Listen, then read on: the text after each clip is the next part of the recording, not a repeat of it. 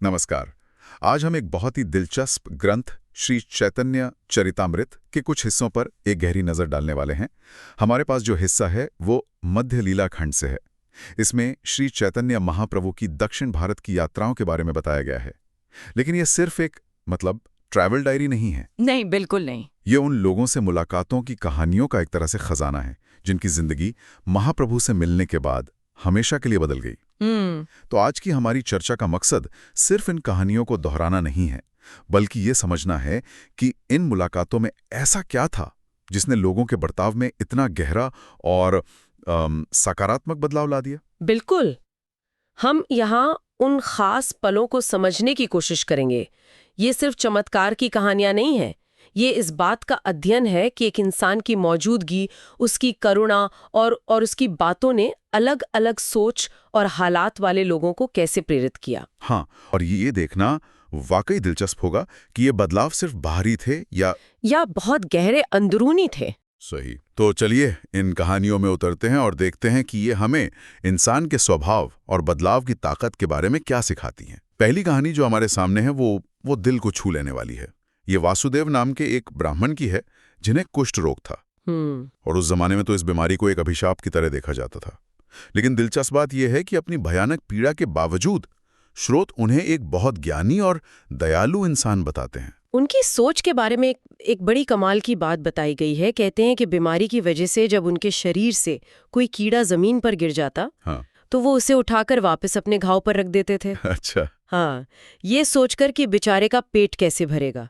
ये तो करुणा की एक चरम सीमा है, खासकर जब इंसान खुद इतनी तकलीफ में हो। बिल्कुल, मतलब अपनी पीड़ा से ज्यादा उन्हें उस छोटे से जीव की भूख की चिंता थी। कहानी में मोड़ तब आता है जब वासुदेव को पता चलता है कि महाप्रभु उनके गांव आए थे, लेकिन वो उनसे मिल नहीं पाए। इस दुख में वो बेहोश होकर गिर पड़ते हैं। और जब महाप्रभु को उनके विलाप के बारे में पता चलता है तो वो तुरंत उनसे मिलने वापस लौट आते हैं। और यहीं वो क्षण आता है जो सब कुछ बदल देता है। श्री चैतन्य महाप्रभु बिना किसी झिझक के, बिना एक पल सोचे वासुदेव को गले लगा लेते हैं। और उसी पल उनका कुष्ठ रोग पूरी तरह से ठीक हो जाता है और उनका शरीर पहले जैसा सुंदर हो जाता है। ये एक चमत्कार था, इसमें कोई शक नहीं। एक मिनट, यहाँ पर एक बहुत ही हैरान करने वाली बात है। वासुदेव को इतना बड़ा चमत्कार मिला, उनका जीवन बदल गया, है ना? उनकी पहली प्रतिक्रिया खुशी या जश्न की नहीं थी। नहीं, बल्कि स्रोत बताते हैं कि उन्हें एक अजीब सी चिंता होने लगी। उन्हें डर लगने लगा कि इस कृपा को पाकर कहीं उनके मन में अभिमान ना आ जाए। ये तो बहुत ही गहरी सोच है। यही इस कहानी का सबसे जरूरी हिस्सा है। शारीरिक इलाज तो बस एक पहलू था, असली चुनौती अब शुरू हुई थी, आध्यात्मिक। अभिमान या घमंड एक ऐसी चीज है जो किसी भी आध्यात्मिक प्रगति को खत्म कर सकती है, और वासुदेव इस बात को समझते थे। तो महाप्रभु ने उन्हें जो सलाह दी वो सिर्फ वासुदेव के लिए नहीं, वो हम सबके लिए एक सबक है। उन्होंने क्या कहा? उन्होंने कहा, अब तुम निरंतर कृष्ण नाम का जाप करो और कृष्ण के बारे में उपदेश देकर सभी जीवों का उद्धार करो। मतलब अभिमान से बचने का सबसे अच्छा तरीका है दूसरों की सेवा में लग जाना। वाह! जब तुम दूसरों के कल्याण के बारे में सोचोगे तो अपने बारे में सोचने का समय ही नहीं मिलेगा। और फिर उन्होंने कहा, बहुत जल्द कृष्ण तुम्हें स्वीकार करेंगे। वाह! तो मतलब चमत्कार से शरीर तो ठीक हो गया, लेकिन असली इलाज तो अभिमान के डर का था, और उसका उपाय था सेवा। जो तुम्हें मिला है उसे खुद तक मत रखो, उसे दूसरों में बांटो। बिल्कुल, ये एक बहुत बड़ा सबक है। बदलाव को टिकाऊ बनाने का तरीका सेवा है। ये सिर्फ एक घटना नहीं, एक पूरा फलसफा है। तो वासुदेव की कहानी में हमने देखा कि कैसे करुणा और एक चमत्कार ने एक शारीरिक और आध्यात्मिक बदलाव लाया। लेकिन क्या बदलाव के लिए हमेशा ऐसे किसी बड़े चमत्कार की जरूरत होती है? नहीं, ऐसा जरूरी नहीं है। श्रीरंगम की अगली कहानी कुछ और ही कहती है, जहां बदलाव का जरिया विद्वत्ता नहीं बल्कि सच्ची भावना थी। हाँ, ये कहानी श्रीरंगम की है, जो दक्षिण भारत का एक बहुत बड़ा तीर्थ स्थान है। यहाँ महाप्रभु की मुलाकात एक ऐसे ब्राह्मण से होती है जो रोज मंदिर में बैठकर भगवत गीता का पाठ करते थे। लेकिन उनका उच्चारण वो बिल्कुल भी सही नहीं था और आसपास के लोग उनका मजाक उड़ाते थे। अच्छा, तो वो गीता पढ़ रहे हैं पर उन्हें शब्दों का सही उच्चारण भी नहीं पता। ये कुछ समझ नहीं आई। अगर लोग उनका मजाक उड़ा रहे थे तो उन्हें तो शर्मिंदा होना चाहिए था। होना चाहिए था, पर ऐसा नहीं था। स्रोत कहते हैं कि उनकी आंखों में आंसू थे और वो परम आनंद में थे। ये आंसू दुख के नहीं थे क्या? यही तो सबसे दिलचस्प बात है। हाँ, वो आंसू अपमान के नहीं, परमानंद के थे। हाँ। और यही चीज महाप्रभु ने भी देखी।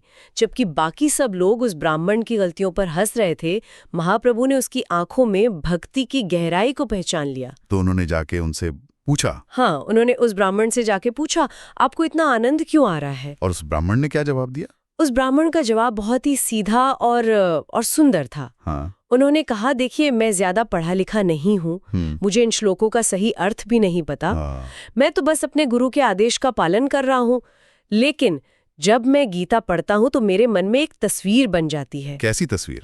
उन्होंने कहा, मुझे कुरुक्षेत्र का मैदान दिखाई देता है, अर्जुन का रथ दिखाई देता है, और उस रथ पर सारथी के रूप में सांवले सलोने भगवान कृष्ण बैठे हैं, अपने हाथों में घोड़ों की लगाम लिए हुए, और वो अर्जुन को उपदेश दे रहे हैं। अरे वाह! उस सुंदर रूप को देखकर मेरा मन इतना खुश हो जाता है कि मैं खुद को रोक नहीं पाता। तो मतलब ये हुआ कि वो शब्दों को नहीं बल्कि शब्दों के पीछे के भाव को, उस दृश्य को महसूस कर रहे थे। वो सिर्फ बढ़ नहीं रहे थे, बिल्कुल सही। वो उस पल को जी रहे थे। बिल्कुल सही। और इसी पर महाप्रभु ने जो कहा वो बहुत महत्वपूर्ण है। उन्होंने उस ब्राह्मण को गले लगाकर कहा, आप ही भगवद गीता के असली अधिकारी हैं। आप ही असली अधिकारी हैं। हाँ, इसका मतलब है कि किसी भी ज्ञान का असली हकदार वो नहीं है जो उसे दिमाग से रट ले, बल्कि वो है जो उसे दिल से महसूस कर ले। ये विद्वत्ता पर भावना की जीत थी। ये तो उन सभी लोगों के लिए एक बहुत बड़ा संदेश है जो कुछ सीखने की कोशिश कर रहे हैं। कभी कभी हम नियमों और तकनीकों में इतना उलझ जाते हैं कि उस चीज के असली सार को ही भूल जाते हैं। सही कहा। असली समझ अनुभव से आती है, सिर्फ जानकारी इकट्ठा करने से नहीं। ये व्यक्तिगत बदलाव की कहानियां वाकई कमाल की हैं। एक तरफ वासुदेव हैं जिनका जीवन एक चमत्कार से बदला, और दूसरी तरफ ये ब्राह्मण। पर क्या इन स्रोतों में ये भी बताया गया है कि इसका असर बड़े पैमाने पर कैसा था? मतलब क्या ये बदलाव सिर्फ कुछ गिने चुने लोगों तक ही सीमित रहा? नहीं, बिल्कुल नहीं।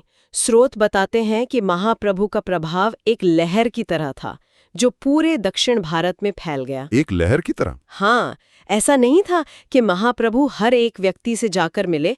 होता ये था कि जो कोई भी उन्हें देखता या उनके कीर्तन में शामिल होता, वो वैष्णव यानी कृष्ण का भक्त बन जाता। तो ये एक तरह की चेन रिएक्शन थी। हाँ, बिल्कुल। एक व्यक्ति प्रेरित होता, फिर वो अपने गांव लौटकर दूसरों को बताता, फिर वो लोग किसी और गांव जाते। इस तरह भक्ति की ये लहर एक गांव से दूसरे गांव फैलती गई। और जो लोग नए नए भक्त बनते थे, वो सिर्फ भक्त बनकर ही नहीं रह जाते थे, वो खुद आचार्य यानी आध्यात्मिक गुरु बनकर दूसरों को रास्ता दिखाने लगते थे। ये एक बहुत ही शक्तिशाली मॉडल है, सीखना और फिर सिखाना। स्रोत में एक दिलचस्प बात और लिखी है कि महाप्रभु ने दक्षिण भारत में अपनी भक्ति की शक्ति का जैसा प्रदर्शन किया, वैसा उन्होंने अपने गृहनगर नवद्वीप में भी नहीं किया था। इसका क्या मतलब हो सकता है? देखिए, शायद इसका मतलब ये है कि दक्षिण भारत में उन्हें एक ऐसा माहौल मिला जहां लोगों के दिल ज्ञान और भक्ति को अपनाने के लिए ज्यादा खुले थे। या शायद ये उनकी यात्रा का मकसद ही था, दूर-दराज के इलाकों में जाना। हाँ, दूर-दराज के इलाकों में जाकर इस संदेश को फैलाना। वजह जो भी हो, ये उस सकारात्मक बदलाव के पैमाने को दिखाता है जो वहां आया। ये एक दो लोगों की नहीं बल्कि पूरे समाज के रूपांतरण की कहानी है। अभी तक की कहानियां सहयोग और करुणा की हैं। सब कुछ बहुत शांतिपूर्ण लग रहा है, लेकिन क्या महाप्रभु का सामना कभी ऐसे लोगों से भी हुआ जो उनकी बात से बिल्कुल सहमत नहीं थे? मतलब क्या कभी टकराव की नौबत भी आई? हाँ, बिल्कुल आई। और ऐसी ही एक घटना का जिक्र बौद्ध दार्शनिकों के साथ हुई मुलाकात में मिलता है। अच्छा। बौद्ध दर्शन और वैष्णव दर्शन में ईश्वर और आत्मा को लेकर बुनियादी मतभेद हैं। तो जब महाप्रभु का सामना कुछ प्रमुख बौद्ध विद्वानों से हुआ, तो उनके बीच एक बड़ी शास्त्रार्थ यानी दार्शनिक बहस हुई। और नतीजा क्या रहा उस बहस का? स्रोत के अनुसार महाप्रभु ने अपने तर्कों से बौद्धों के सिद्धांतों का खंडन कर दिया और उन्हें पराजित कर दिया। अब यहाँ पर कहानी एक दिलचस्प मोड़ लेती है। हारने के बाद उन बौद्ध विद्वानों ने अपनी हार स्वीकार नहीं की, बल्कि उन्होंने क्रोध और अपमान में एक साजिश रची। साजिश? कैसी साजिश? उन्होंने महाप्रभु को नीचा दिखाने के लिए एक योजना बनाई। वे एक थाली में अस्पृश्य भोजन यानी दूषित और अपवित्र भोजन लेकर आए और उसे महाप्रसाद कहकर महाप्रभु को भेंट किया। अरे हाँ, यहाँ ये समझना जरूरी है कि महाप्रसाद वो पवित्र भोजन होता है जो पहले भगवान को भोग लगाया जाता है। तो ऐसा दूषित भोजन महाप्रसाद कहकर देना एक बहुत बड़ा अपमान और अधर्म था। तो ये तो एक सीधी सीधी उकसाने वाली बात थी। महाप्रभु ने क्या किया? इससे पहले कि महाप्रभु कुछ कहते, एक हैरान करने वाली घटना हुई। अचानक आसमान से एक बहुत बड़ा विशाल पक्षी नीचे आया। एक पक्षी? हाँ, और उसने झपट्टा मारकर वो थाली छीन ली। वो दूषित भोजन उस पक्षी ने उन बौद्ध भिक्षुओं के ऊपर ही गिरा दिया और फिर वो भारी धातु की थाली उनके मुख्य शिक्षक के सिर पर दे मारी। क्या? ये तो बहुत नाटकी है। फिर क्या हुआ? वो मुख्य शिक्षक बुरी तरह घायल होकर बेहोश हो गया। ये देखकर उसके सारे शिष्य डर गए। उन्हें लगा कि ये किसी दैवीय शक्ति का प्रकोप है। वे सब महाप्रभु के चरणों में गिर पड़े और उन्हें साक्षात ईश्वर कहकर दया की भीख मांगने लगे। तो टकराव और घृणा के बाद अब वो दया मांग रहे थे। महाप्रभु की क्या प्रतिक्रिया थी? क्या उन्होंने उन्हें दंड दिया? नहीं, उन्होंने वही किया जो वो हमेशा करते थे, करुणा दिखाई। उन्होंने डरे हुए शिष्यों से कहा, अपने गुरु के पास जाओ और उनके कान में जोर जोर से कृष्ण कृष्ण नाम का जाप करो। उन्होंने बदला लेने के बजाय समाधान का रास्ता दिखाया। और क्या इसका कोई असर हुआ? हाँ, यही तो चमत्कार था। जैसे ही शिष्यों ने अपने गुरु के कान में कृष्ण नाम का जाप शुरू किया, वो बेहोश शिक्षक होश में आ गया और होश में आते ही वो खुद भी कृष्ण कृष्ण का जाप करने लगा। वाह! वो व्यक्ति जो कुछ देर पहले उनका सबसे बड़ा विरोधी था, अब उनका अनुयायी बन चुका था। ये विरोध से भक्ति की ओर एक पूर्ण व्यवहारिक परिवर्तन का शायद सबसे शक्तिशाली उदाहरण है। इन सभी कहानियों को एक साथ देखें तो, चाहे वो वासुदेव का शारीरिक उपचार हो, या अनपढ़ ब्राह्मण की भक्ति की पुष्टि हो, या फिर बौद्धों का टकराव से रूपांतरण, इन सब में एक ही धागा है। हर जगह एक सच्चे आध्यात्मिक अनुभव से लोगों के व्यवहार में एक गहरा, सकारात्मक और स्थायी बदलाव आता दिख रहा है। बिल्कुल। और इसे एक बड़े विचार से भी जोड़ सकते हैं। स्रोत ये भी बताते हैं कि आध्यात्मिक प्रगति का मार्ग हमेशा अपनी बाहरी परिस्थितियों को बदलने में नहीं है। जैसे कूर्म नाम के एक ब्राह्मण ने जब सब कुछ छोड़कर उनके साथ चलने की इच्छा जताई, तो महाप्रभु ने उसे मना कर दिया। अच्छा, मना कर दिया? हाँ, उन्होंने कहा, घर पर रहो, अपने परिवार की जिम्मेदारियां निभाओ और साथ साथ कृष्ण नाम का जाप करो और दूसरों को भी इसके बारे में बताओ। तो मतलब संदेश ये नहीं था कि सन्यासी बन जाओ, बल्कि ये था कि तुम जहां हो, जैसे हो, वहीं रहकर अपने अंदर एक बदलाव लाओ। सही कहा। आंतरिक परिवर्तन बाहरी परिवर्तन से ज्यादा महत्वपूर्ण है। बिल्कुल। भक्ति, नाम जप और ज्ञान को साझा करना, ये वो साधन थे जिनसे कोई भी अपनी किसी भी परिस्थिति में रहकर आध्यात्मिक रूप से आगे बढ़ सकता था। आज की इस बातचीत को खत्म करने के लिए एक आखिरी विचार पर आते हैं। इन सभी कहानियों में हमने बार बार देखा कि महाप्रभु ने अपने अनुयायियों को सिर्फ भक्त नहीं बनाया, बल्कि उन्हें खुद एक शिक्षक, एक गुरु बनने के लिए सशक्त बनाया। हाँ। वासुदेव को कहा, उपदेश देकर जीवों का उद्धार करो। कूर्म ब्राह्मण को कहा, तुम गुरु बनकर सबको तारो। हाँ, और दक्षिण भारत में तो हर नया भक्त एक आचार्य बन रहा था। सही। ये एक बहुत ही महत्वपूर्ण पैटर्न है और यह एक दिलचस्प सवाल खड़ा करता है जिस पर हमारे सुनने वाले सोच सकते हैं।